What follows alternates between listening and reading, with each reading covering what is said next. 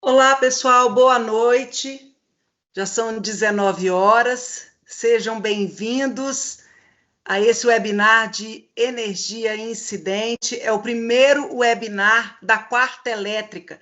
É um projeto da SMA, Sistemas Elétricos e Automação, que vai promover ao longo aí dos próximos meses uma série de webinars de assuntos de interesse voltado para engenharia elétrica, para automação. Então, desde já, fiquem atentos aí às nossas redes sociais, ao nosso site, ao nosso LinkedIn, onde vocês vão poder obter mais informações, ok? Bom, pessoal, as pessoas ainda estão entrando, nós vamos ter aí 4 palestrantes conversando aí sobre esse tema, e ao final nós teremos um espaço para perguntas, para que vocês tirem as dúvidas, para que comentem, né, troquem uma ideia. Então, eu convido a todos que fiquem até o final, né, nós temos aí os palestrantes que vão fazer a explanação deles, e depois vai ter um tempinho aí para uma troca de ideia, ok? Vocês vão poder mandar as perguntas no chat, nós vamos acompanhar e vamos tentar atender o máximo possível de pessoas que têm algum questionamento, ok? Ainda temos algumas pessoas entrando aqui, mas eu vou aproveitar, já vou me adiantar e vou apresentar os nossos palestrantes, ok?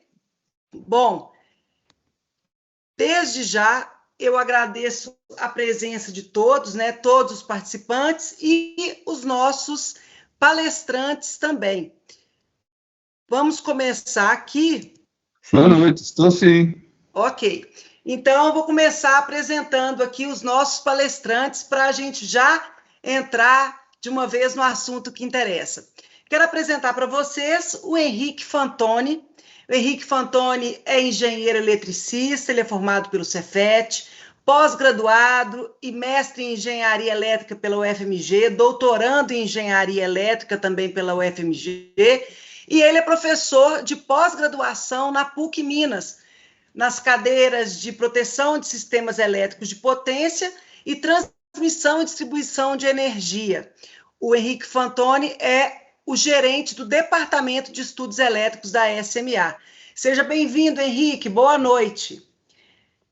Felipe Rezende, também engenheiro eletricista, ele é formado pelo Cefet, mestre em engenharia elétrica pela Federal de Minas Gerais, doutorando também na UFMG, professor de pós-graduação da PUC Minas no curso de proteção de sistemas elétricos de potência, e ele é engenheiro master na Vale. Seja bem-vindo, Felipe, obrigada pela sua disponibilidade aí, pelo seu tempo como nosso palestrante. O Daniel de Almeida é engenheiro eletricista, formado pela PUC, e é engenheiro eletricista sênior na SMA. Bem-vindo, Daniel, boa noite, muito obrigada pela sua presença. Elbert Gonçalves, também engenheiro eletricista, formado pela PUC Minas, pós-graduado em proteção de sistemas elétricos de potência pela PUC Minas, e, assim como o Felipe, ele é engenheiro master na Vale. Boa noite, Elbert. É um prazer receber você aqui, assim como os outros colegas palestrantes. E já para a gente entrar no nosso webinar de energia incidente, eu passo a palavra para você. Boa noite, Rebeca. Você me ouve bem? Sim. Boa noite a todos. Primeiramente, gostaria aí de agradecer ao convite, né, da SMA de estar aqui podendo participar dessa live junto com os colegas. Né? O objetivo é que a gente bater um papo sobre um assunto que vem ganhando aí um destaque importante, né, no cenário internacional como nacional também. A gente vai poder conversar um pouquinho sobre isso, né? Na sequência aí da live, a gente vai fazer uma breve contextualização histórica, né, desse assunto tão relevante, né? Na sequência aí teremos aí a abordagem do Henrique Fantoni com relação aos principais métodos, né, de determinação do nível de energia incidente.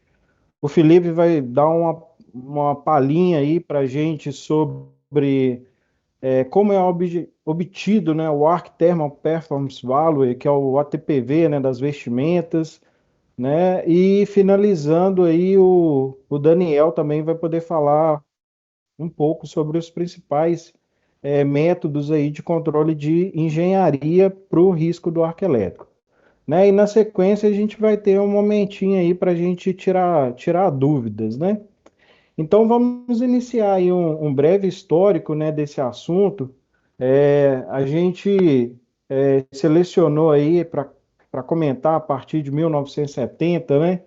Lá em 1970, nos Estados Unidos, né, promulgada uma lei nacional de segurança, né, que criou, né, comumente chamado aí de OSHA, né, e essa legislação americana, ela acabou influenciando, né, no mundo todo, né, como não poderia deixar de ser, né, o surgimento aí do que a gente chama de uma cultura de segurança.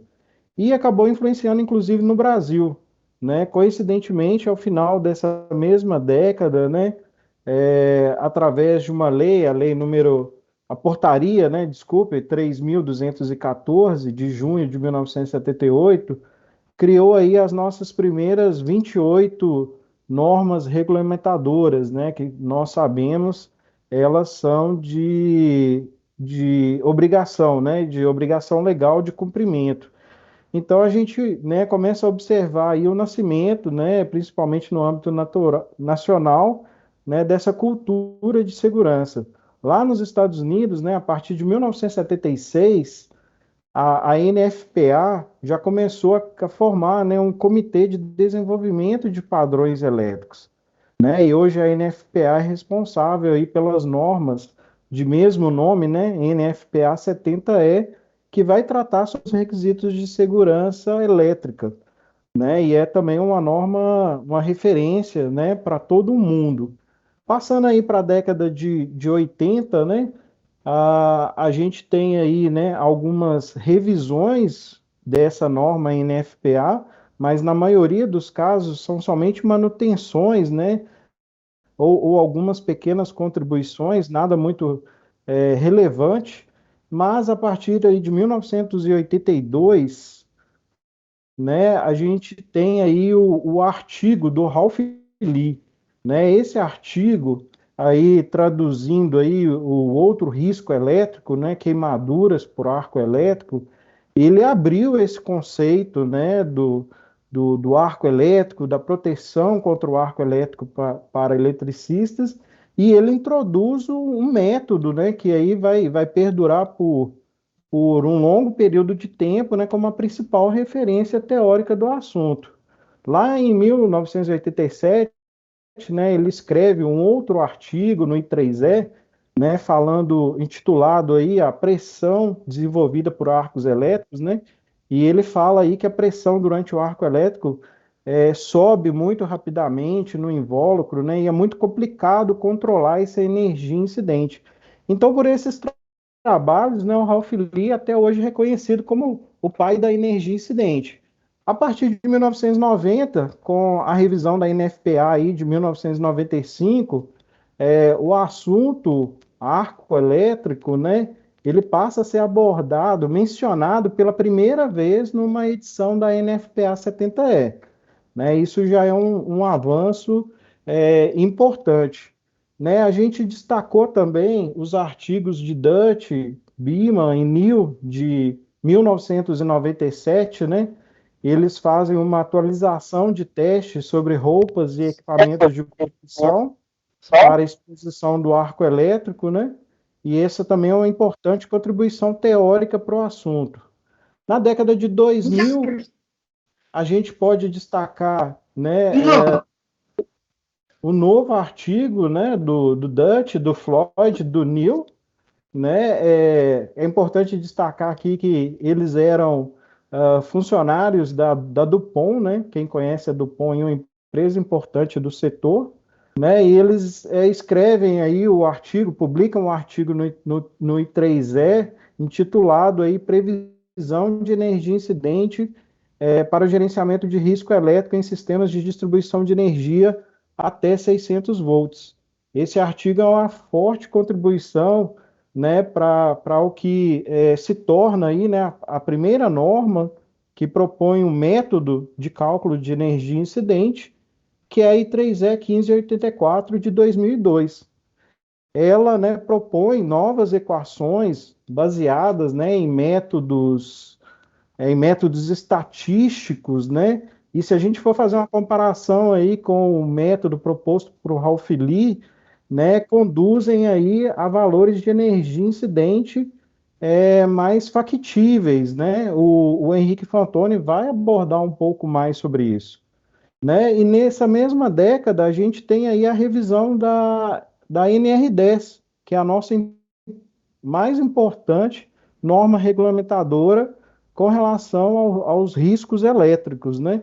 Então a gente sai de uma norma regulamentadora que lá em 1978 só tinha 4 requisitos, né, para uma norma muito mais abrangente, né, como a gente conhece hoje, né, com mais de 100 requisitos, né, 100 itens e subitens, né, mas pelo menos na minha opinião, né, eu ainda acho que a versão atual da NR10 ela é tímida com relação ao assunto arquelétrico.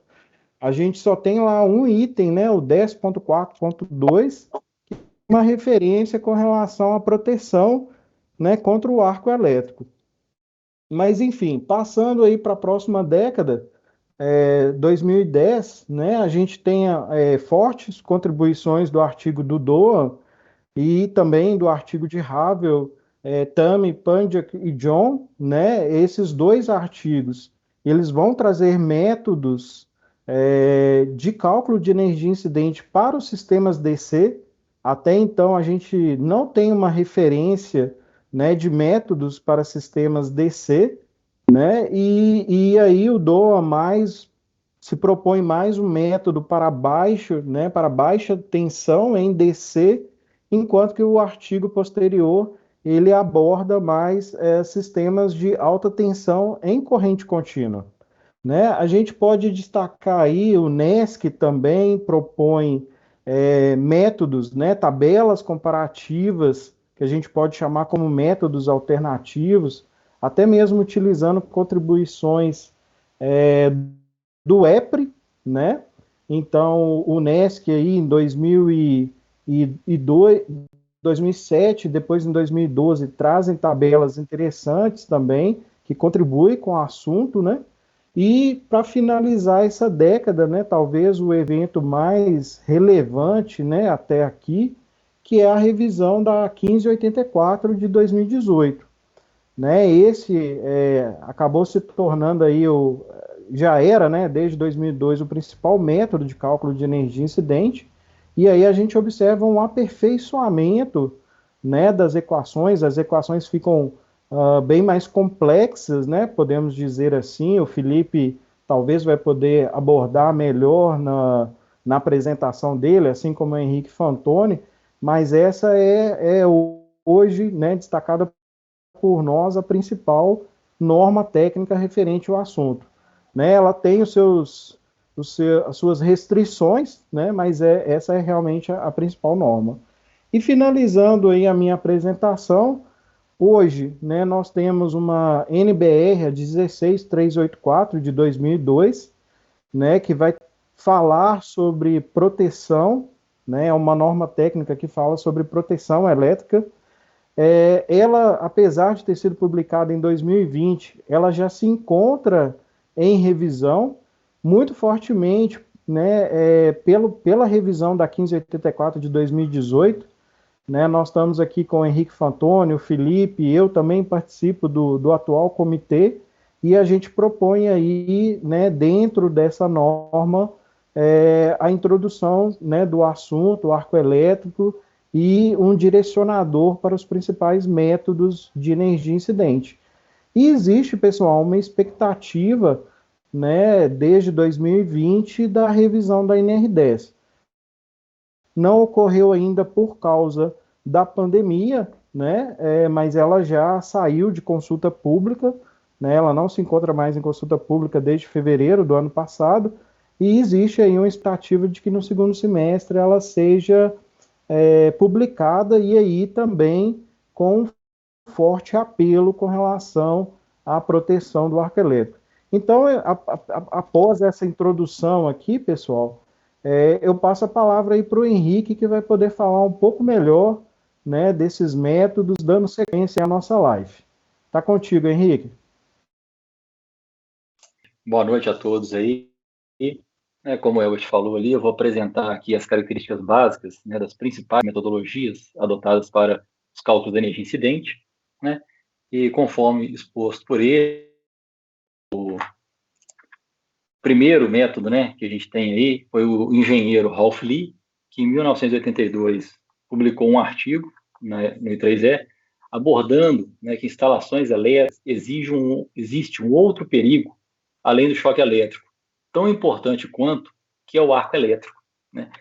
Nesse artigo, ele mostrou que a temperatura do arco elétrico durante um curto-circuito, ele pode alcançar 4 vezes a temperatura da superfície do Sol, chegando até 20.000 graus Celsius. Isso pode causar graves queimaduras no corpo humano e até levar o indivíduo ao óbito. Nesse trabalho, é a primeira vez uma abordagem matemática consistente para o cálculo da energia incidente, né?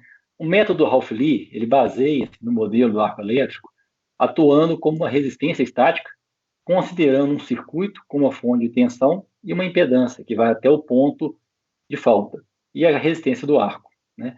Através desse conceito, o Lee desenvolveu uma equação para o cálculo de energia incidente com baixa complexidade, considerando variáveis já conhecidas e facilmente calculadas. Agora, apesar, gente, dessa coerência matemática utilizada, né, para a construção do método Ralph Lee, existem algumas considerações de ordem prática que a gente não faz dessa equação um modelo de uso geral, né, como, por exemplo, aplicável em configurações até 600 volts. Aí, dificilmente, nós teremos uma transferência máxima da potência, né, pois a resistência do arco normalmente é diferente da impedância da rede. A resistência do arco, ela apresenta um comportamento dinâmico durante o curto-circuito. Então, ela modifica o seu valor ao longo do tempo.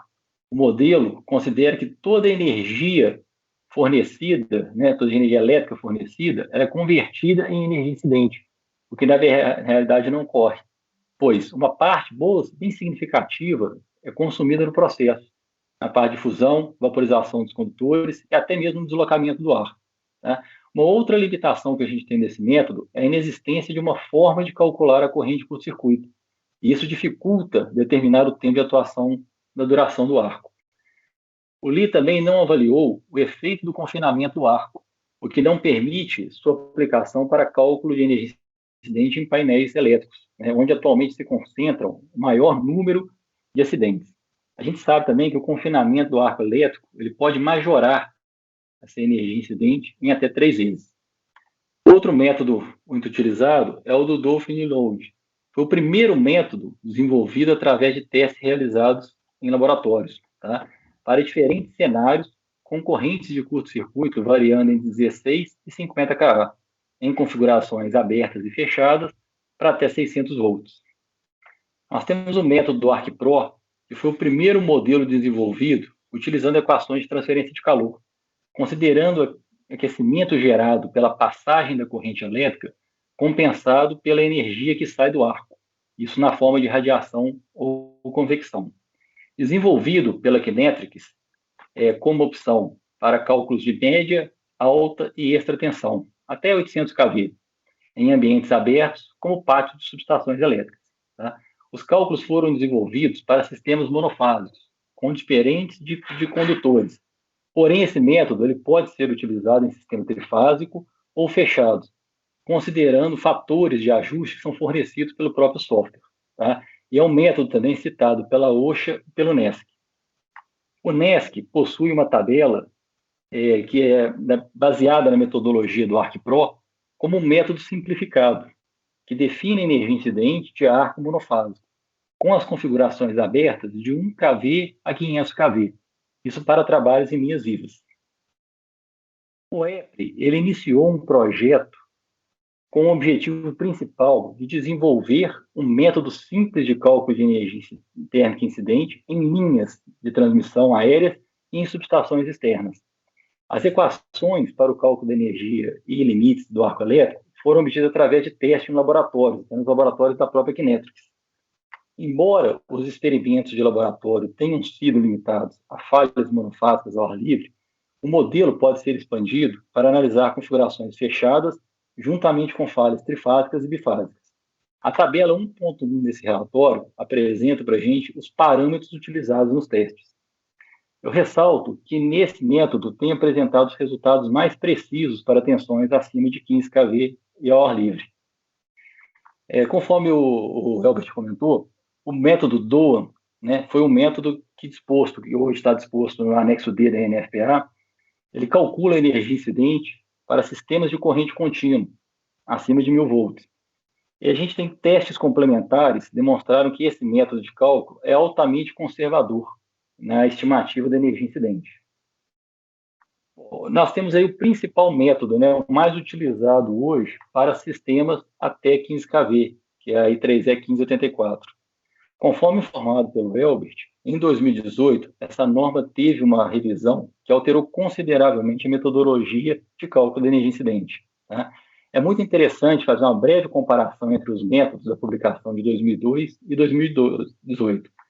Inicialmente, a gente pode destacar, né, como características comuns a essas publicações, tendo, por exemplo, a tensão nominal dos barramentos influenciando, as correntes de curto-circuito trifásica nos barramentos, o gap, que é a distância entre os condutores do local do arco elétrico, a análise que ela fala para a gente fazer do line side e load side, a classificação dos dispositivos de proteção e manobra, tempo de atuação dos dispositivos e tempo de abertura dos dispositivos. Esse item, referente aos tempos de atuação, são extremamente importantes nos cálculos da energia incidentes, pois quando tem sistemas já existentes, a redução desses tempos é uma das medidas de controle e redução da energia incidente mais utilizados, mais aplicados, e será apresentada posteriormente pelo Daniel. Na publicação de 2002, né, o tipo de aterramento era levado em consideração, assim como era recomendado para sistemas acima de 15 kV a utilização do método Half-Lee. Tá? Já na publicação de 2018, ela teve um foco nas dimensões reais dos painéis, em especial as configurações dos eletrodos. Vocês podem verificar aí nas imagens que você tem diversos tipos de configurações de eletrodos, né? E tendo em vista a importância dessa configuração dos eletrodos, nós, da SMA, apresentamos no SBSE 2020 um artigo contemplando uma comparação entre os resultados da energia incidente calculados, variando as configurações dos eletrodos e dos curtos-circuitos. Então, nós pegamos um caso de um cubículo, especificamos que a tensão desse cubículo, determinamos, né, o tempo de atuação da proteção e alguns outros parâmetros e fomos variando o curto-circuito para verificar a energia incidente. E, de acordo com o método, né, a configuração do eletrodo, tivemos resultados diferentes. A gente pode perceber que essa configuração dos eletrodos ela interfere de forma significativa e considerável nos resultados das energias incidentes. Tá? E conforme, gente, informado pela Rebeca, esse é o primeiro webinar desse ano. Eu deixo a todos o convite de um próximo, mais direcionado às metodologias de cálculo, apresentando de uma forma mais detalhada as premissas, os resultados e conclusões do nosso artigo, bem como outros exemplos de comparação. Aí, na sequência agora, eu passo a palavra para o Felipe, que ele irá apresentar as características dos principais indicadores de desempenho das vestimentas e um outro exemplo de comparação entre os resultados atrelados aos indicadores. Bom, pessoal, boa noite. Agradecer aí o Henrique, a SMA, pelo convite. Vamos falar um pouquinho sobre o desempenho de vestimenta e como que isso se relaciona, né, com os métodos de cálculo. E, posteriormente, o Daniel vai falar para nós as formas de redução da energia incidente em uma instalação. Bom, esse aqui é um equipamento que a gente utiliza para realizar os ensaios, né, das vestimentas ou do tecido. Aqui a gente tem um painel com 2 calorímetros, 2 termopares, na verdade, né, vão transformar uma variação de temperatura numa variação de energia, né, de acordo com essa equação. E aqui a gente tem mais 2 calorímetros que vão captar a energia incidente. Então, como é que a coisa funciona? Né? Aqui você tem 2 eletrodos, um fio de cobre que vai iniciar o arco, né? Aqui você tem um tecido por cima do painel, o tecido que você quer ensaiar, quer conhecer o desempenho dele, está, né? Indicado aqui por esse retângulo azul, e você tem 3 peças para cada disparo, né? Então, aqui você mede a energia transmitida, a energia que passou pelo tecido, né? E aqui você mede a energia incidente, a energia que chegou no tecido, né? Na realidade, você mede a temperatura, conhecendo o calor específico do calorímetro, no caso aqui cobre, né? A massa do disco e a área desse disquinho aqui também, né? Que compõe o calorímetro, você tem a energia. Bom, e aí você tem que fazer uma comparação, né? Como você tem 3 medições para cada arco que você dispara, né? Aqui você faz a média desses 2 calorímetros para ter a energia incidente, aqui é a média desses 2 para ter a energia transmitida, né? Essas figuras, esses gráficos à esquerda, esses 3 indicam a energia incidente, a energia nesses calorímetros. A gente pode perceber o seguinte, ela atinge um pico, depois ela começa a cair. E aqui, à direita, a gente tem a energia transmitida, né, que chegou nesses calorímetros. A gente pode ver que ela é crescente, porque mesmo após o arco, o tecido, né, continua passando calor para os sensores, né? Aquele ar quente ali também, ele contribui para aquecer os calorímetros, né? E aqui a gente tem de preto, é o que a gente chama de curva de Stowe. Essa curva é que vai determinar se aquela energia incidente foi suficiente para causar ou não uma queimadura do 2º grau numa pessoa, né? O estudo de Stowe aí da década de 50, né, fez um trabalho sobre qual energia, qual a temperatura necessária para provocar queimadura de 2º grau numa pessoa, né? Bom, eu tenho que repetir esse teste por pelo menos 7 vezes, porque eu preciso de 20 amostras, né, para poder realizar o ensaio, para poder realizar o ensaio de desempenho da vestimenta. E aqui a gente tem um exemplo, né? Isso aqui é uma vestimenta real, né? Foi ensaiada. Aqui os 3 painéis, e você faz 7 ensaios para obter 21 amostras. A corrente de curto-circuito que você utiliza, ela é padronizada, em torno de 8 kA, e a gente vai elevando o tempo, vai subindo o tempo de extinção do arco, né, ou de atuação da proteção, para subir a energia incidente, né, mantendo a corrente constante. Isso é um pouquinho intuitivo, né? Subiu a corrente, subiu o tempo, a energia aumenta. Mas no ensaio a gente mantém a corrente constante e vai subindo o tempo. Bom, e registra os valores de energia incidente, não é isso? Então, esses valores aqui, ó, representam esses picos aqui, né? E eu avalio para cada um dos painéis se essa energia transmitida, ela ultrapassou a curva de Stowe. E registro isso da seguinte forma, né? Se para uma determinada amostra, né, a curva não ultrapassou a curva de Stowe, eu marco não. Se ele ultrapassou, eu marco sim. A ideia aqui é criar uma dicotomia, né? Não e sim, 0 e 1, para a gente construir o nosso modelo, né? Bom, num cenário dessa natureza, onde eu tenho eu peguei esses pontos, né, os pontos de energia incidente, e joguei aqui num gráfico, né, aqui estão os valores de energia incidente. Se ele é um ponto de não queima, é muito comum esse termo, né, eu marco ele aqui embaixo. Se ele é um ponto de queima, eu marco ele aqui em cima. No eixo vertical, né, o eixo Y aqui, eu tenho a probabilidade, né? E para um arranjo dessa natureza, variável, o eixo X aqui como variável contínua, e o eixo Y eu tenho uma dicotomia, né, 0 ou 1, queima ou não queima, um modelo adequado para isso aqui a gente obtém por uma coisa que a gente chama de regressão logística, né, que é essa curva aqui.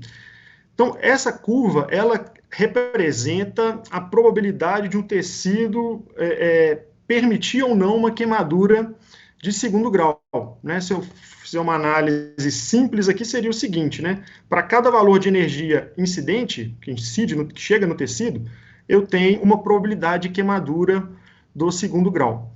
Bom, para obter essa curva, eu tenho que seguir algumas premissas, né? O primeiro é o mínimo de 20 amostras. Como a gente trabalha com 3 por disparo, a gente acaba tendo aí pelo menos 21, né? Normalmente.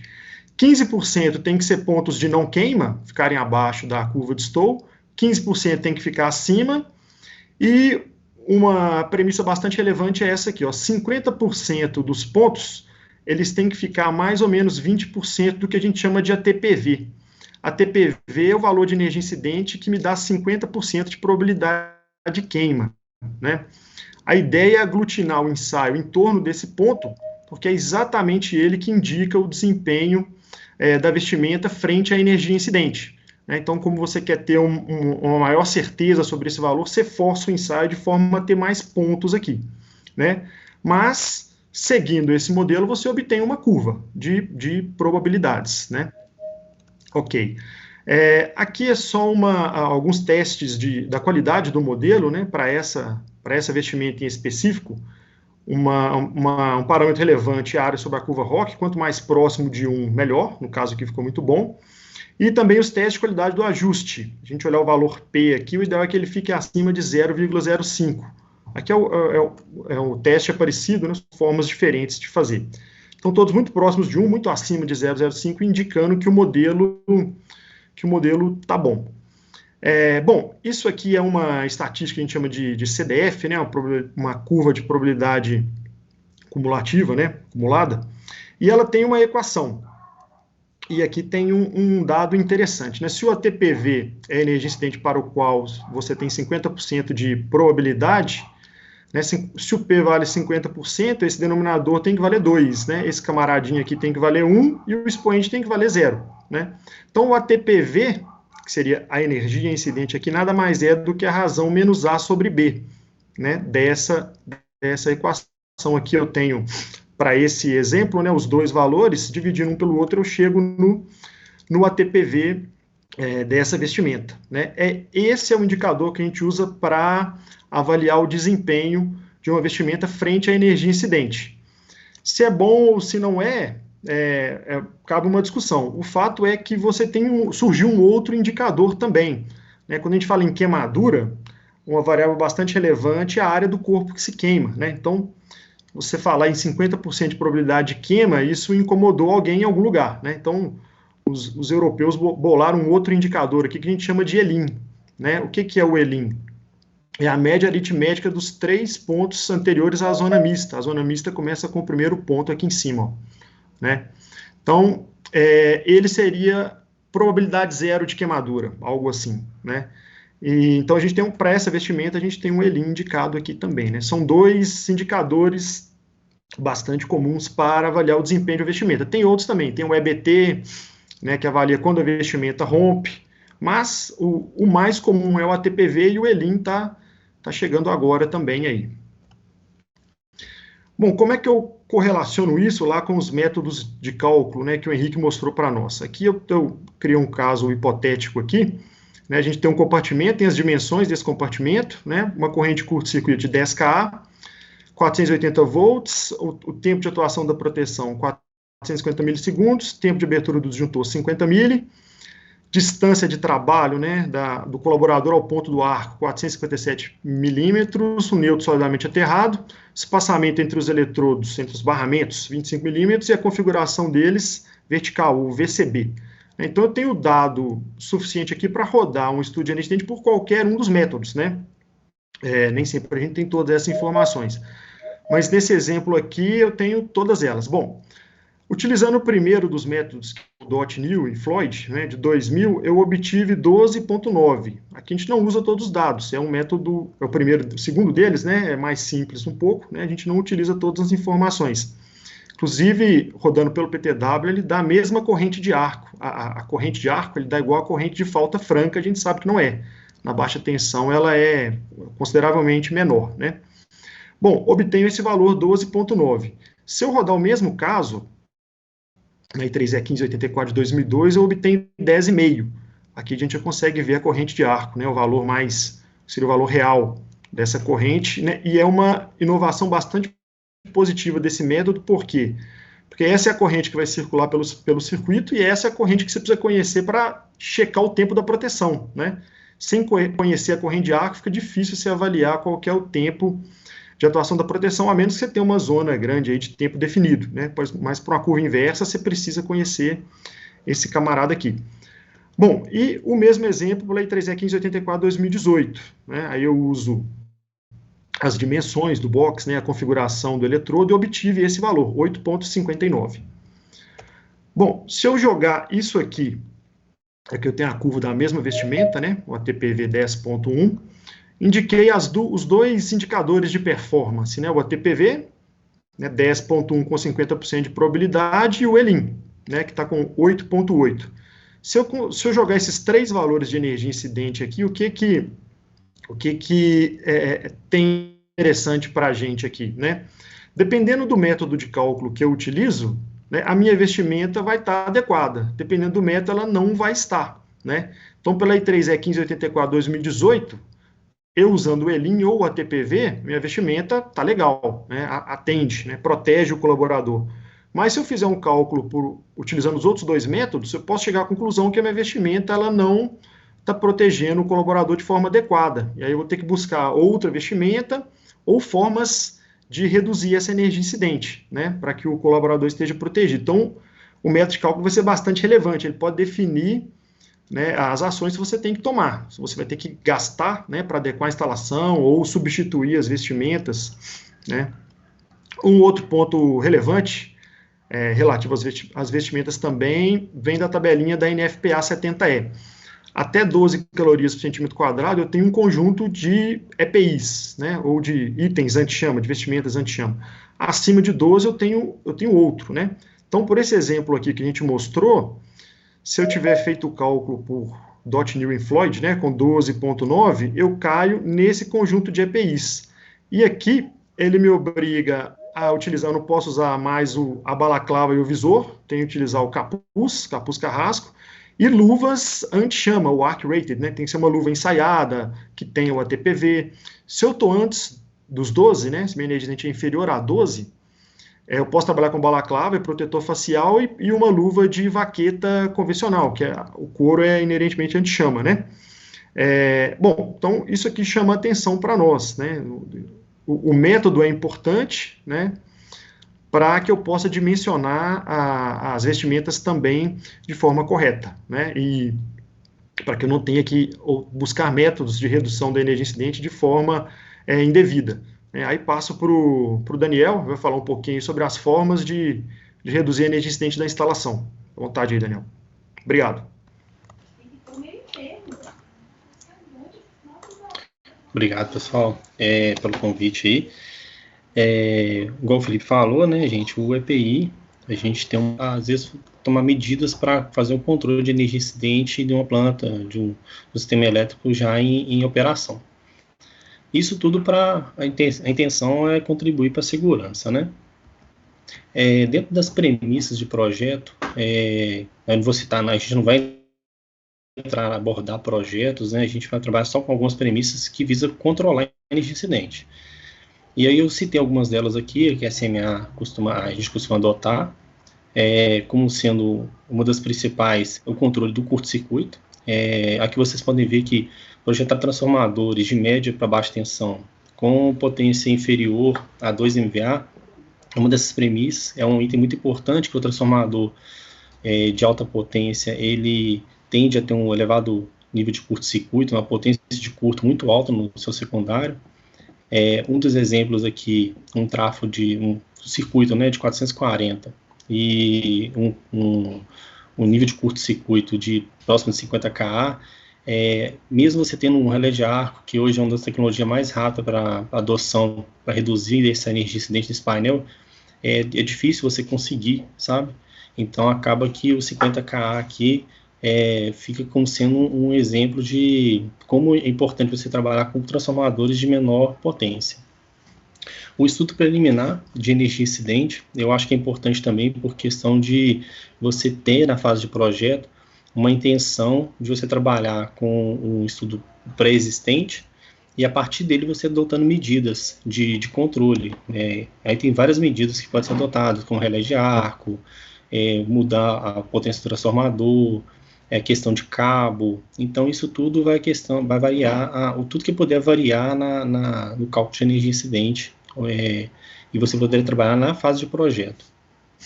A especificação de aterramento do neurotransformador, que é um resistor de baixo valor ohmico ou alto valor ohmico. Isso aqui eu vou abordar mais para frente, é um item muito importante para a questão do curto-circuito, né? Especificar relé contra arco junto ao painel, ou seja, utilizando o painel. Optar pela automação de subestação. Isso aqui é uma questão de mais a intenção de, se você trabalhar com seletividade lógica, você consegue trabalhar com o controle da energia incidente, mas a intenção também é para mitigar a energia incidente nesse caso. Tem procedimentos, pessoal. Procedimentos já é um item que é mais administrativo, né? A intenção é de mitigar, não abaixar o nível de energia incidente. Então, eu anotei aqui alguns dos procedimentos que é importante. É o trabalho com um circuito desenergizado, é um item muito importante. Controle de acesso à instalação elétrica.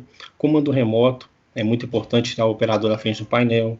Sinalização do circuito. A manutenção preventiva, com termografia, isso também reduz bastante o risco, né, de arco elétrico. O treinamento de uma equipe, a equipe bem treinada e capacitada, ela tem uma visão melhor das condições do painel.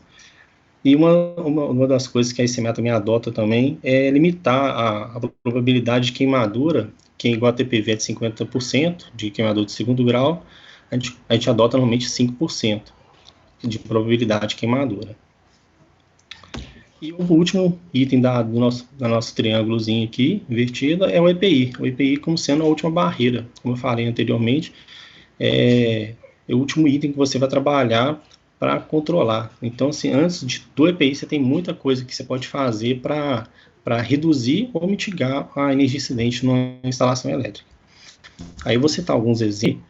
Um controle de energia incidente, a gente tem um exemplo aqui, que é um caso genérico, tá? É um circuito, um transformador de média para baixa tensão, um elo fusível no primário, um painel simples, igual vocês podem ver aqui um exemplo. Então, para esse elo fusível, um curto-circuito nesse painel, você tem um tempo de atuação até superior a 2 segundos. Esse tempo de atuação é até limitado pela norma, sabe? Como sendo de 2 segundos. É o valor máximo. Para 2 segundos, um curto-circuito aqui, de 6 kA, você tem uma energia incidente no lado load side, né, que é o lado da carga, depois do disjuntor de entrada, que seria essa parte vermelha aqui, de 0,8 calorias, e no line side, que é antes do disjuntor, a gente tem 30 calorias, que é essa parte aqui. Mas como vocês podem ver, como esse painel exemplo aqui, ele é um painel que tem, ele não é compartimentado, ele é tudo aberto, então acaba que vira tudo line side aqui, vamos dizer, ou load side. Então a gente acaba considerando 100 calorias, que dificilmente é difícil controlar com o vestimento ATPV. Aí uma das opções é usar um religador. Você trabalha com a parte de proteção do religador, com a curva de tempo definido aqui, você consegue reduzir esse tempo de atuação da proteção para 0,4 segundos, que já diminui a energia incidente no line side para 6 calorias. Você tem também outra opção, que é instalar um relé de arco nesse painel, ou fora dele, lançar uma fibra para detecção de arco. Eu coloquei aqui um tempo genérico também de atuação de proteção, né?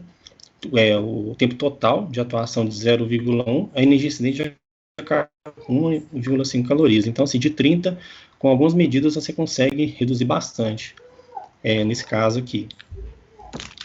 Um exemplo B seria um painel de média tensão, com alimentação oriunda desse painel de uma subestação. Você pode trabalhar com religador, ou com relé de arco, ou com os dois, né? O relé de arco fazendo a proteção line side e load side, desligando a entrada do painel para load side, ou desligando o religador pelo line side. Você pode usar também o religador com as proteções sobre a corrente, né? De tempo definido igual da entrada, ou seja, sendo uma redundância, e caso tiver um arco aqui na entrada de cabos aqui, o religador vai tirar no mesmo tempo e acaba diminuindo também o risco de energia incidente aqui nessa entrada do painel. Outro que é importante, que eu citei anteriormente, com relação à falta com início monofásico. Isso que é muito importante, que a adoção do resistor de aterramento, ela inibe crescimento escalar do curto-circuito. Aqui vocês podem ver que é um exemplo de uma curva que ela começou, a cada meio ciclo, ela foi entrando na fase nova até ela migrar para o trifásico. Uma falta começou monofásica e evoluindo para o trifásico, você tem uma corrente de curto-circuito, um sistema solidamente aqui, né? Praticamente igual ao do curto-circuito trifásico, né? E, consequentemente, a explosão do painel aqui, ela vai ter uma proporção muito grande. Considerando o uso do resistor, você não vai ter isso aqui. O resistor de aterramento, ele limita o curto-circuito entre 3 e 5 amperes. Então, aqui você vai ver um estampidozinho que não vai evoluir para um arco elétrico.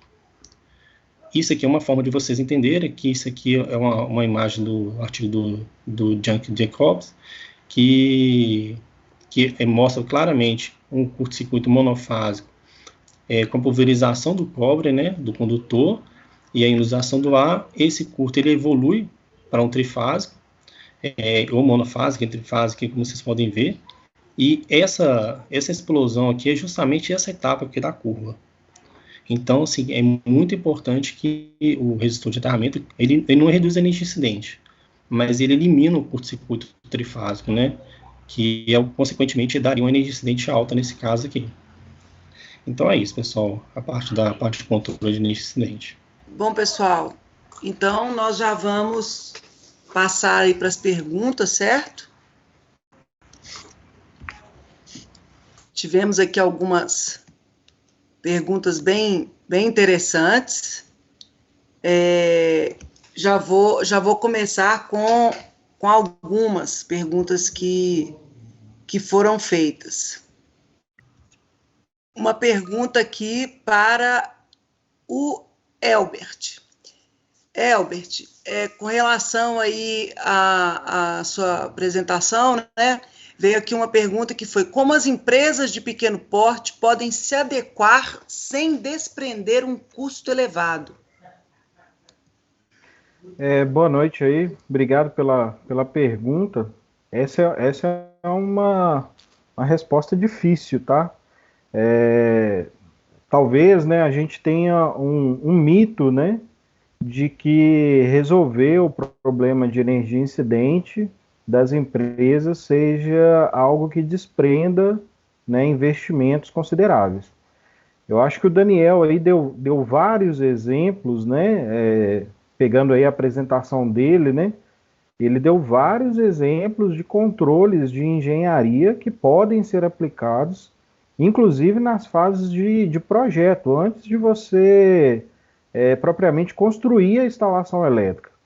Então, assim, você pode usar desses artifícios para que você já considere uma instalação desde a fase de projeto já com uma energia incidente controlada, ou, né, já que seja uma instalação existente, aí a gente tem diversos métodos de controle.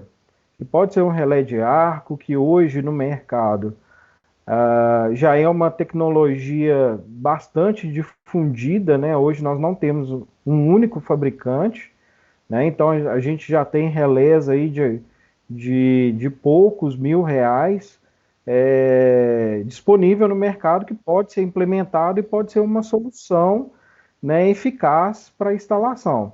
Então, assim, talvez desmistificar, né, esse conceito de que a energia incidente é algo difícil, né, que desprenda recursos consideráveis para ser adequado.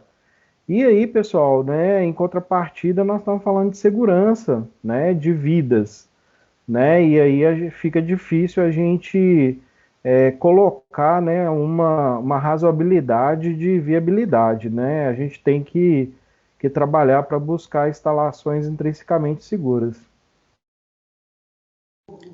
Beleza, muito obrigada aí, Elbert. Agora eu tenho uma pergunta para o Henrique. Henrique, qual o método recomendado para sistemas elétricos de AT? pátio de subestações. Os níveis de energia incidente calculados pela IEE 1584 de 2018 vão sempre apresentar valores superiores aos obtidos pela metodologia da publicação de 2012? Ô, Rebeca, aí eram duas perguntas, pelo que eu entendi, né? Vou responder uma depois a outra, tá? Pelo que eu estou entendendo aí, vieram duas perguntas numa só, né? Numa emenda só. A primeira pergunta, em relação às subestações de alta tensão, né, conforme eu apresentei ali, a gente tem um método do ArcPro, que ele foi, né, até descrito e citado na OSHA e no NESC. É um software, né, que a Kinectrics desenvolveu, e a gente tem como utilizá-lo, tá? É um software muito utilizado. Tem também o EPRI, que hoje em dia tem uma tendência também a ter resultados, né? A gente fala até um pouco mais coerentes. Esse EPRI, inclusive, ele já está em algumas versões já dos softwares que a gente utiliza normalmente. Então, você tem, por exemplo, no PTW, no EasyPower, já tem ali uma forma de você habilitar a configuração pelo método EPRI. Tá? Então, são os dois métodos mais recomendados, vamos falar assim, para poder fazer esse tipo de cálculo em subestações de alta tensão. A outra pergunta, você pode repetir, por favor? A outra pergunta é: os níveis de energia incidente calculados pela IEE 1584 de 2018 vão sempre apresentar valores superiores aos obtidos pela metodologia da publicação de 2002? Não, se você comparar, né, igual aquele artigo que a gente apresentou e mostrou, você tem algumas configurações que realmente vão te dar valores um pouco acima. Mas você tem configuração também, no caso de uma VCB, por exemplo, que te dá um valor menor.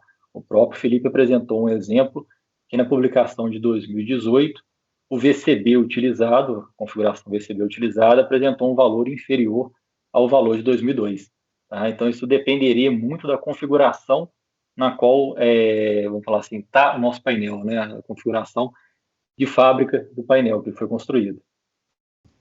Obrigada, Henrique. Agora eu tenho uma pergunta aqui para você, Felipe. Por que se considera queimaduras de segundo grau para os estudos de energia incidente?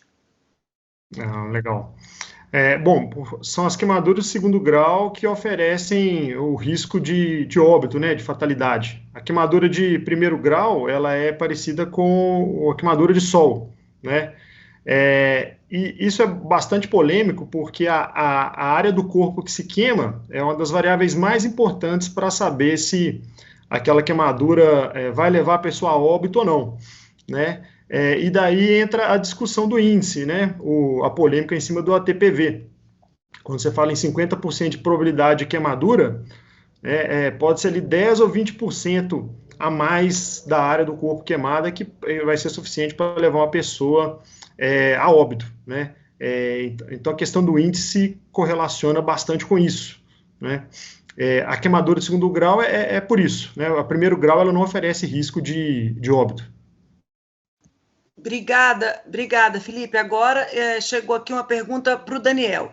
Daniel, no exemplo B que você demonstrou, por que é recomendável descoordenar o relé do religador com o relé da entrada da subestação? Sim.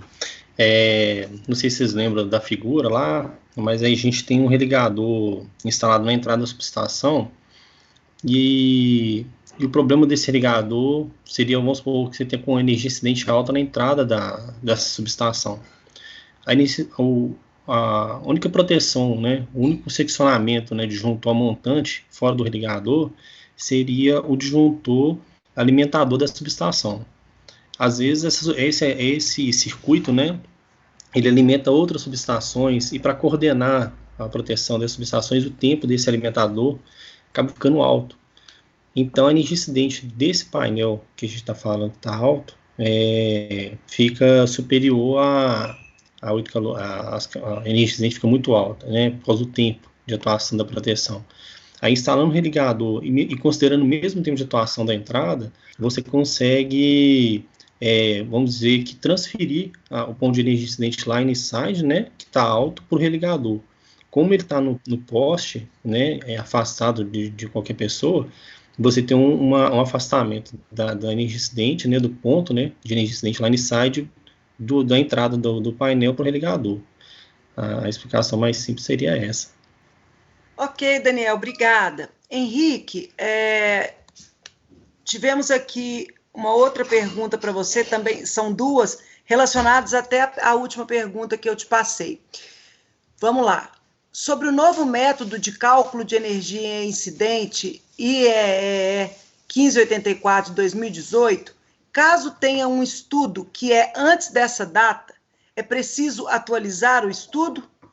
Ou a da revisão de 2002 é mais conservador e não há necessidade? Bom, como eu respondi anteriormente, né, depende do caso, né? A questão de ser mais conservador ou não vai depender muito das características da configuração dos eletrodos, tá? Então, pode ser, a gente já fez vários estudos, que a configuração do eletrodo apresentou valores superiores, no caso de 2018, e também, né, exemplos que a gente tem aí de que apresentou valores inferiores. A questão dela estar válida ou não, isso é muito interessante. A gente tem uma discussão muito grande até com nossos clientes em relação a isso. Não tem nenhum lugar na norma de 2018 que realmente te obrigue, fale que a outra está descartada, tá? Que a de 2002 está descartada. Nós recomendamos, né, que o cliente faça uma atualização devido ao grau de precisão, né, como o próprio Elvis comentou, né, as normas elas são metodologias que aproveitam alguma coisa da anterior para poder melhorar, não sempre numa crescente em relação à busca por uma metodologia que seja mais assertiva possível. Então, é uma recomendação, né, apenas uma recomendação, vamos assim dizer, mas não é obrigatório. Tá? Não tem realmente na 2018, na publicação de 2018, algum indicador informando que você realmente tem que cancelar a outra e refazer todos os seus estudos. Tá? Fica apenas uma recomendação. Ok, Henrique, ainda para você. O artigo da SMA trata cálculos ou medições? Calorimetria. Não, o artigo, a gente pegou um caso real, né, e um caso real de cálculo, e em cima desse caso real, a gente foi alterando a questão dos níveis de curto-circuito, alterando as configurações dos eletrodos, apenas para mostrar, né, essa importância que tem a questão da configuração dos eletrodos. Né, como eu falei lá, você tem vários tipos de configurações hoje, e foi realmente um destaque da norma de 2018 em relação à publicação de 2002. Então, a intenção da SMA foi essa. Pegamos um caso real, fizemos várias análises, alterando essas configurações para apresentarem realmente a importância que tem a gente ser assertivo, né, quando for fazer um cálculo, de ter essas configurações em mãos. Obrigada, Henrique. Agora tem uma pergunta para o Felipe aqui. Felipe, vemos no dia a dia pessoas usando a tabela de raios de delimitação de zonas controladas da NR10 para criar zonas de risco de energia incidente. Gostaria que comentasse sobre isso. Não, ok, e isso é bastante comum. Na verdade, a tabela da NR10, ela tem relação só com o choque elétrico, né, com a aproximação da parte energizada, e não tem relação nenhuma com energia incidente. Você fixar uma distância segura para o arco elétrico, você precisa de um cálculo individual para cada ponto, no mínimo para cada painel. Né? Então, dentro de uma subestação, por exemplo, você vai ter uma distância segura, né? Distância segura, a gente tem uma distância que não precisaria de EPI, né? Na qual a energia incidente seria 1,2 caloria por centímetro quadrado. Então, você teria uma distância segura para cada painel. Né? Então, de antemão, não é possível você afirmar nada do ponto de vista de distância, quando você fala de arco elétrico, sem fazer um cálculo prévio, né? Então, não faz sentido. Nós não podemos utilizar a tabela da NR10 para falar de arco elétrico, de energia incidente. Ok, obrigada, Felipe. Agora para o Daniel. Daniel, quais as medidas de engenharia em termos de equipamentos que são mais comuns para a atenuação da energia incidente? Bom, pessoal, os mais comuns, né? A tendência é sempre ir para o mais barato, né? O custo de implantação. Mais barato, mas também mais efetivo. O mais comum que a gente vê hoje é os relés de arco, né? Igual o Elbert enfatizou também na abordagem dele, que os relés de arco hoje estão muito difundidos, tem vários fabricantes, várias tecnologias, então você tem relés de arco para diversos tipos de painel e configurações de painéis, então tem que ser, o relé de arco hoje é a melhor opção para o controle de energia incidente. Ok, obrigado. Felipe, agora para você novamente. Posso utilizar a norma de 2002 para realizar os cálculos ou ela é considerada obsoleta, tendo em vista a revisão de 2018? Desculpa, quem saiu com essa, Rebeca? Felipe. Vou repetir aqui, Felipe. Posso utilizar a norma... Oi? Não cortou, se puder repetir, por favor. Tá. Posso utilizar a norma de 2002 para realizar os cálculos ou ela é considerada obsoleta, tendo em vista a revisão de 2018? Relaciona um pouquinho com a resposta anterior do Henrique, né? Uma coisa interessante dos métodos é que eles não são concorrentes, pelo menos aqueles três que eu citei. É uma evolução, né? Você teve o .NIL, a I3E1584 de 2002 aproveitou os ensaios do .NIL e a de 2018 aproveitou os ensaios da de 2002. Então, é uma evolução, né? Você utilizar a de 2002, eu não poderia falar que está errado, mas você tem uma forma melhor, um modelo melhor para fazer o cálculo, né? Então, talvez o que está te impedindo de utilizar a 2018 pode te custar mais caro, ser te levar a ações mais difíceis depois de realizar os cálculos, né? Porque a 2018 que ela faz é isso, ela separa, né? O que é mais alto do lado, o que é mais baixo do outro. Na 2002 a coisa está meio que uma média, né? Vai dar um valor ali meio médio para muito dos casos. Obrigada, Felipe. Agora uma pergunta para o Henrique. Henrique, o participante, disse o seguinte: um cliente solicitou o cálculo de energia incidente para um painel GIS compacta de 34,5 kV. Apesar de estar fora do range da norma 1584 e de somente o compartimento de cabos ser acessível, realizamos o cálculo para o compartimento de cabos e o valor encontrado no software PTW foi bem alto. O software utilizou Ralph-Lee. Existe alguma outra metodologia mais adequada para essa situação? Existe alguma previsão da revisão da 1584 para cobrir essa situação? Uma pergunta interessante, né?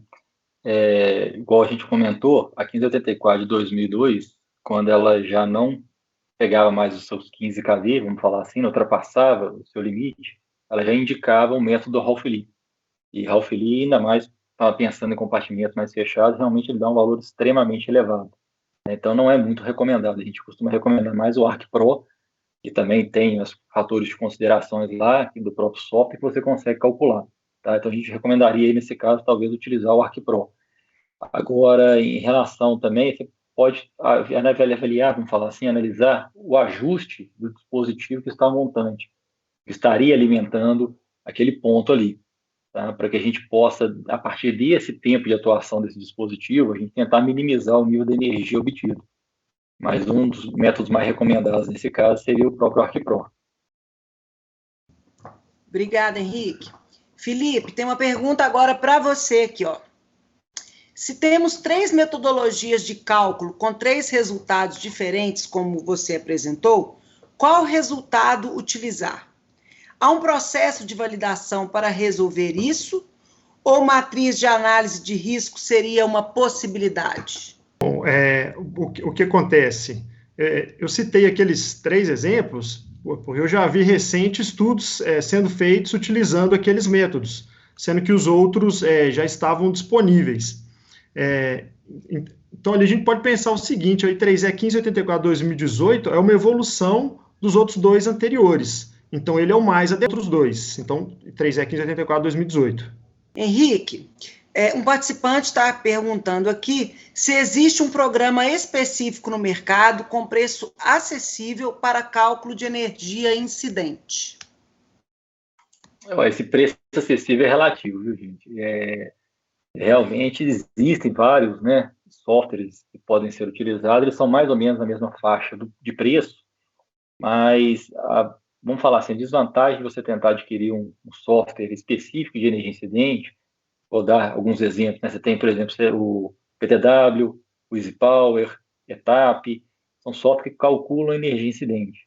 Mas você precisa ter neles também um módulo de curto-circuito e seletividade, porque ele vai pegar os níveis de curto-circuito que você calculou e vai comparar com os tempos de atuação da proteção. Então, ele já passa a não ser tão mais acessível, assim, porque você precisaria adquirir os módulos de curto e de seletividade também. Tá? Mas existem, sim, diversos softwares para você poder calcular a sua energia incidente. A própria norma 84, ela diz, então, se você já tiver o seu nível de curto-circuito, seu nível de, vamos falar assim, de seletividade, né, seus ajustes, seus tempos de atuação da seletividade, as equações que tem na própria norma, na 1584, gerar uma tabela de Excel que seja, ou uma outra maneira de você calcular esses valores, sabe? Você consegue fazer isso de uma maneira mais simplificada, mas você consegue, tá? Agora, os softwares realmente mais utilizados, são esses que eu comentei, eles são realmente um preço um pouco mais elevados. Inclusive, eles têm que estar vinculados aos demais módulos de curta seletividade. Felipe, tem uma pergunta para você. Com o aumento das tecnologias, como inserção de disjuntores remota, é possível deixar de usar alguns EPIs? Com certeza, né? E é a melhor opção, né? Se você puder ali se afastar do ponto, evitar a intervenção direta ali próxima do ponto onde pode ocorrer um arco elétrico, é a melhor das opções. É difícil você pensar em eliminar, né? Algumas atividades ainda vai ser necessário utilizar o EPI, mas com certeza, sim, é a melhor alternativa. No caso de uma instalação onde temos um TF de 2 MVA e as cargas na baixa não possuem compartimentação, como diminuir a energia incidente neste caso? Utilizando neutro solidamente aterrado? Essa pergunta tá muito parecida até com o exemplo, né, demonstrado pelo Daniel na sua apresentação. Né, pensando aqui, né, a gente não tem todos os dados dessa instalação, mas sugere-se que ela está ali no limite, um limite aceitável de energia incidente. Provavelmente essa instalação tem uma energia incidente considerável, tá? E aí ele complementa que não tem compartimentação na baixa tensão. Então estou entendendo que o load side se confunde com line side, né, que é um problema também difícil de mitigar. Então, assim, teria algumas soluções técnicas aí de bate-pronta, né? O Daniel apresentou uma que seria você ter um religador no primário desse transformador para, né, diminuir o tempo de atuação da proteção e, consequentemente, a energia incidente. Esse disparo, né, desse religador, onde um disjuntor a montante poderia ser feito também por um relé de arco instalado nesse painel de baixa tensão, né? Se esse transformador ou se esse disjuntor não estiver na mesma subestação, você pode utilizar, por exemplo, de 61850, né? Uma mensagem GUSE transferindo trip para uma subestação a montante. Então, assim, existem várias soluções, não tem uma solução única e exclusiva, né? Aí precisaria de um estudo detalhado de engenharia para propor a melhor solução técnica, né? Com custo-benefício que adeque aí a empresa, a instalação. Ok, obrigada. Felipe, eu tenho uma para você aqui agora, olha. A vestimenta do ATPV possui deterioração com o tempo, certo? Como mensurar isso para evitar que ela se transforme em um uniforme simples, ou seja, perca a capacidade de proteção? A maioria utiliza o ATPV ao longo de anos com o pensamento de que, por ser ATPV, o colaborador é devidamente protegido. Já entra um pouco aí na característica técnica das, né? Bom, você tem tecido que ele é iminente anti-chama e tem o tecido que é tratado, né? O tecido que é tratado, ele é mais suscetível, né, a perder as propriedades ao longo do tempo. Mas uma recomendação geral, né, é utilizar as recomendações do fabricante, né, em termos de cuidados com a vestimenta, né? Não lavar com outras vestimentas comuns, não me engano, não utilizar amaciante, secar a sombra, né? Agora, tem fabricante que garante que, enquanto o tecido não romper, né, ele mantém a performance, né? Eu creio que essa informação é para o tecido inerentemente anti-chama, né? Mas seria isso, seguir as recomendações, né? Idade e realizar um ensaio, né? Se você já tem uma vestimenta de 10 anos de uso, a gente já tem laboratório no Brasil, é possível encaminhar essa vestimenta para o laboratório e fazer um teste, ver como que vai ser o desempenho dela, né? Amaciante seria alvejante, né? A da Dupont fala em não amaciante também, mas também não utilizar amaciante. Bacana. Legal. O tempo de webinar estava marcado até às 8h15, mas ainda algumas perguntas, então eu vou estender um pouquinho, ok? Henrique, para você. O atual método de cálculo de energia incidente, os valores considerando que o trabalhador está diretamente exposto ao barramento no qual se inicia o arco. Temos algum método de cálculo ou a preocupação de criar um que considera a energia incidente com painel fechado? Essa pergunta ela é muito feita, né? Vamos falar, muito realizada pelos clientes, por pessoas da discussão dos nossos grupos, né, de estudos a respeito de energia incidente. Realmente, os métodos de cálculo levam em consideração a pior situação, com o operador frente ao que vai estar ocorrendo o arco elétrico, né? Nunca você não tem metodologia considerando a porta fechada. Tá? Por quê? Porque com a porta fechada você tem uma barreira além de o nível de energia. E é muito interessante a gente saber que hoje resistente à prova de arco elétrico, né? Os que são a prova de arco elétrico, no caso de um arco elétrico no painel, ele realmente confinaria ali, estaria jogando para um escape acima, por exemplo, que é o mais comum, mas vamos falar, o profissional que estivesse à frente daquele painel estaria sem exposição, né, da radiação do arco ali, ou alguma coisa assim. Os resistentes a arco, o painel pode se deformar e ele pode, sim, estar exposto de alguma forma, tá?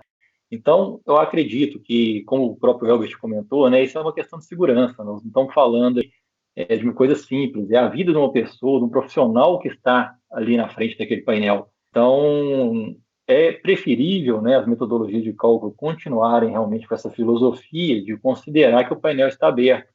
Infelizmente, a gente vê, igual o Daniel apresentou ali para a gente também, você tem vários métodos, várias maneiras de você tentar minimizar essa energia incidente, que são os mais corretos, né? O EPI é o último caso. O EPI ele tinha que ser não ser utilizado. Na verdade, ele tinha que você poder estar com a roupa normal na frente do seu painel sem problema nenhum. Mas a gente vê na prática que muitas falhas acontecem, muitas falhas, até falhas humanas mesmo, né? De pessoal não atender a um procedimento. Existem muitas empresas que têm procedimentos corretíssimos de fazer um bloqueio do painel que está montante antes de você trabalhar naquele seu painel energizado para determinados tipos de manobras, né, de manutenções, e você vê falhas humanas do pessoal esquecendo de bloquear, deixando ainda uma parte energizada dentro do nosso painel. Então, eu acredito que, né, que todos que desenvolveram essas metodologias, né, todos os grupos de estudos que chegaram a essas conclusões, eles estão realmente pensando para o pior caso, que são as tampas abertas, você está exposto ali diretamente. Tá? Então, eu não tenho visto assim, previsões, né, de metodologias que realmente estão preocupadas em calcular com as portas fechadas. Tá? A gente está sempre pensando no pior caso, que infelizmente uma pessoa teve acesso e nesse acesso ela pôde está em contato ali direto com o ponto com arco elétrico. Tá? Ok, Henrique, obrigada. Daniel, para você agora. Quando o resultado do estudo de energia incidente apresentar um valor inferior a 1,2 calorias por centímetro cúbico, recomenda-se alguma medida de controle? Na verdade, não. O nível de energia incidente abaixo de 1,2 calorias é o que o corpo humano suportaria sem riscos, né, de queimadura superior a 2º grau. Ok. Vamos lá. Agora eu tenho umas perguntas para o Elbert. Elbert, a pergunta é a seguinte. Alguns clientes utilizam transformadores com o secundário de baixa tensão em 220 volts. Existe a formação de arco elétrico e ou energia incidente para esse nível de tensão que justifique a utilização de ATPV ou normalmente é usual a partir de 440 volts, inclusive? Olha, essa pergunta é interessante porque é o seguinte, na 1584 de 2002, né, o limite dela era até a tensão de 208 volts. Então, seria aceitável que sistemas elétricos abaixo de 208 volts, você nem calculava, né? O método não abrangia. Isso vinha de uma teoria que o arco elétrico não se sustenta, né, em tensões muito baixas. Esse entendimento ele mudou na revisão de 2018, né? Tanto que esse critério ele mudou. Então, sistemas abaixo, né, hoje o que está lá na norma, sistemas abaixo de 240 volts, a gente vai ter que fazer o estudo, determinar a energia incidente para esses níveis, desde que o curto-circuito esteja até 2kA, 2.000 amperes. Né? Então, o critério saiu um pouco do nível de tensão para esse requisito do nível de curto-circuito. Então, a gente precisa calcular o nível de curto-circuito para saber e determinar a energia incidente, né, nesses sistemas de baixa tensão. É claro que essa teoria, né, de que, né, em tensões muito baixas, realmente o arco, né, tende a não se sustentar. Mas aí, para seguir esse critério da 1584, é recomendado você fazer o cálculo de curto-circuito e depois estimar a energia incidente. Ok, Elbert, nossa última pergunta também é para você, e é a seguinte, olha, um participante escreveu, acabei de verificar e a norma de 2002 está com o seguinte status no site da IEE, superseded, eu não sei se essa é a pronúncia correta. Ela está suspensa, né? Ela foi substituída por uma nova norma, né? Eu achei muito interessante, né? Eu acho que essa pergunta conversa com outras que foram feitas por Henrique Fantoni, e a gente está discutindo isso lá no comitê da ABNT. Né? Hoje, nós não temos uma norma, né, nacional sobre esse assunto energia incidente. Né? A gente fez uma sopa de letrinhas aqui, I3E, OSHA, NESC, IEPRE, são sempre, né, organismos, né, internacionais. Né? Nós ainda não temos uma norma nacional. Então, assim, essa pergunta é interessante, porque, assim, se eu não tenho nada nacional, eu tenho que me referenciar às normas internacionais.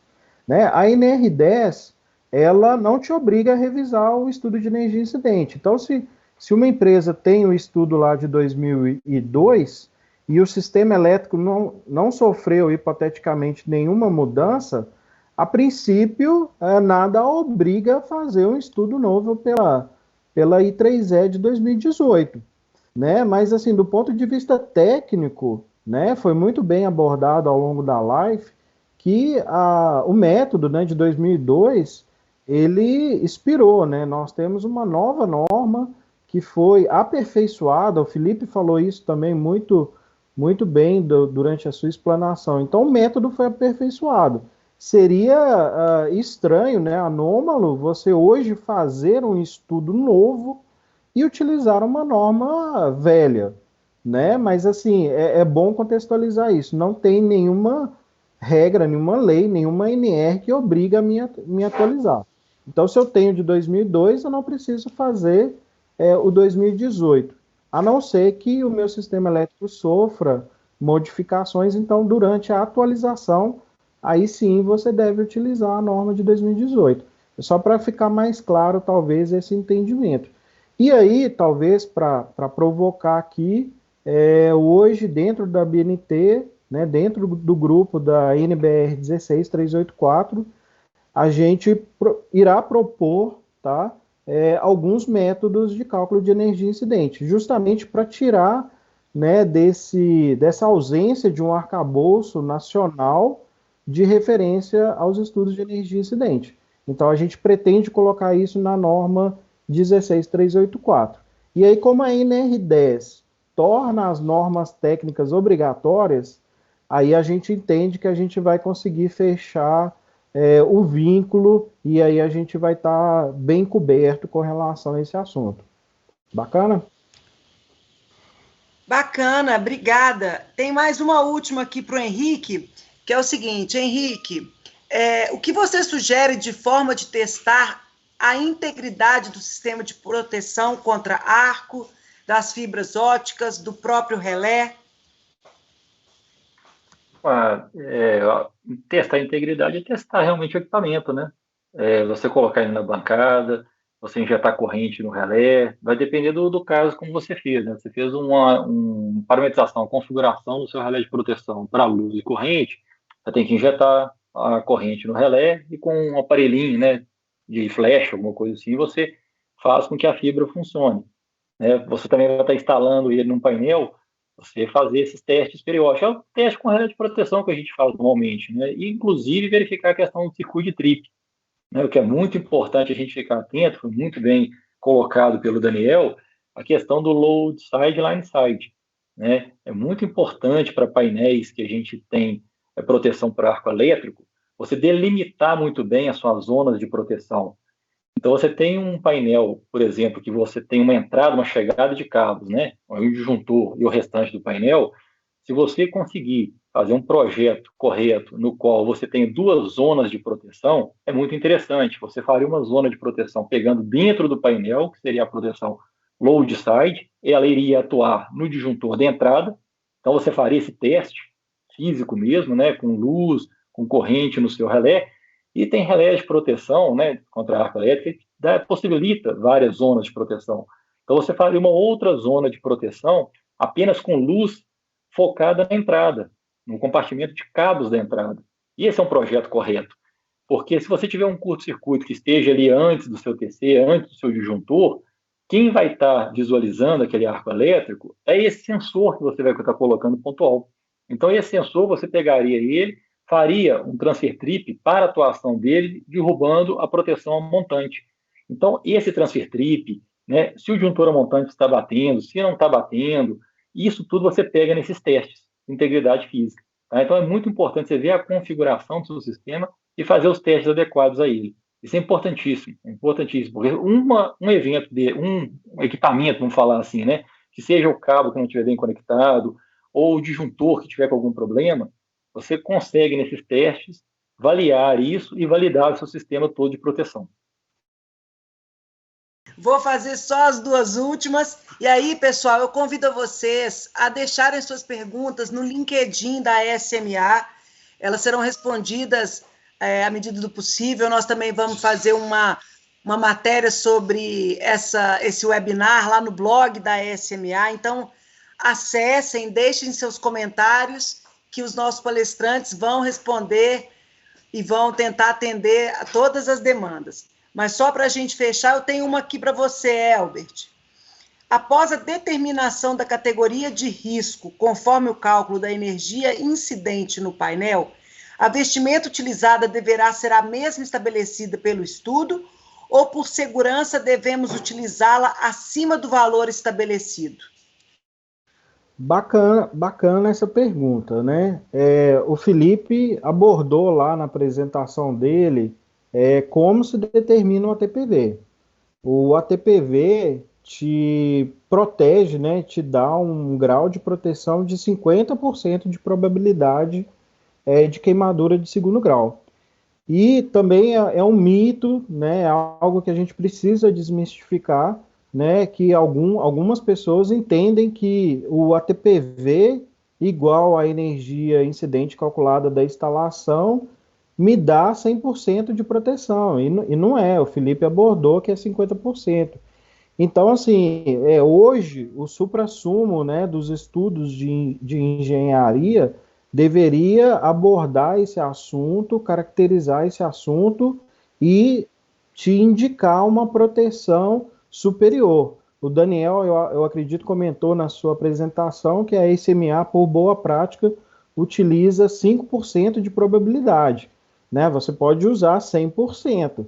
Então, assim, eu recomendaria, né, no estudo de engenharia, que você ponderasse essa proteção acima para você ter um grau maior de proteção. Vou completar um pouquinho o seu aqui, falando da importância, né, de você solicitar, igual você comentou, a gente tem essa prática já há um tempo, tem feito com nossos clientes, e a gente sempre solicita a curva de probabilidades conforme apresentado pelo Felipe, né? Essa curva de probabilidade vai te dar ali um percentual no qual é o ideal você estar trabalhando a energia do painel, né, para que a sua vestimenta esteja realmente um pouco acima. Mas o quanto acima será também? Você também, então, tem que pensar sempre no custo-benefício, né? Um bom engenheiro é aquele que está sempre atento ao custo-benefício.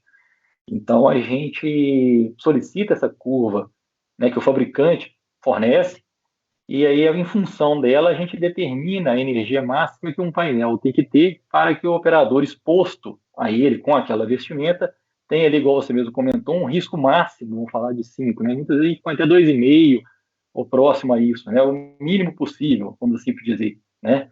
Porque nós estamos falando de vidas, né? Vidas e a gente não pode trabalhar com 50%, né? Se a gente chegar na frente do painel, jogar a moedinha para cima e falar, bom, se acontecer alguma coisa, o que vai acontecer comigo?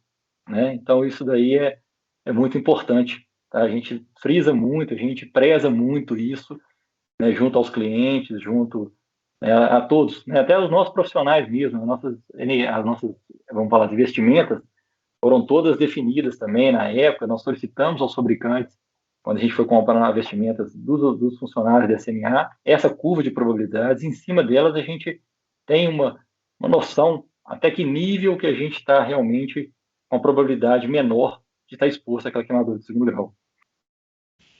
Obrigada, Henrique. Daniel, uma última pergunta para você. O resistor de alto valor é ômico, gente? Não sei se esse é o jeito certo de falar. Isso. É ômico, né? Tem sua parcela de restrição monofásica, correto? Mas na evolução para curto bifásico ou trifásico, o RAVO realmente tem atuação efetiva de limitação da corrente e, consequentemente, arco incidente? Sim, então vamos lá. E a evolução para um curto-circuito bifásico ou trifásico, né, o RAVO, ele com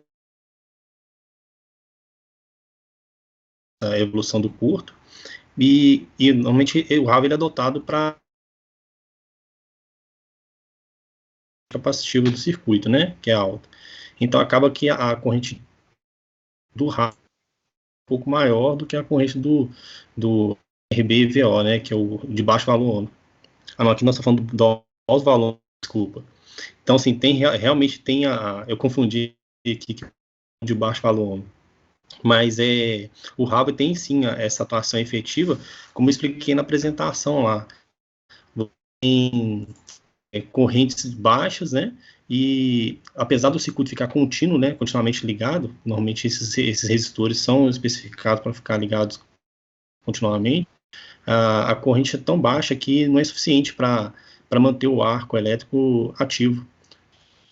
Ok, Daniel, muito obrigada. Pessoal, nós já estouramos aí o nosso tempo. Eu quero agradecer mais uma vez aos nossos palestrantes, especialmente ao Felipe e ao Elbert, né, que não são da SMA, mas são parceiros aí nesse mercado. Muito obrigada pela disponibilidade, pelo tempo, por compartilhar o conhecimento. Faremos novos webinars aí, porque o assunto rende bastante. Nós temos visto aqui com as perguntas, né, que o pessoal deixou.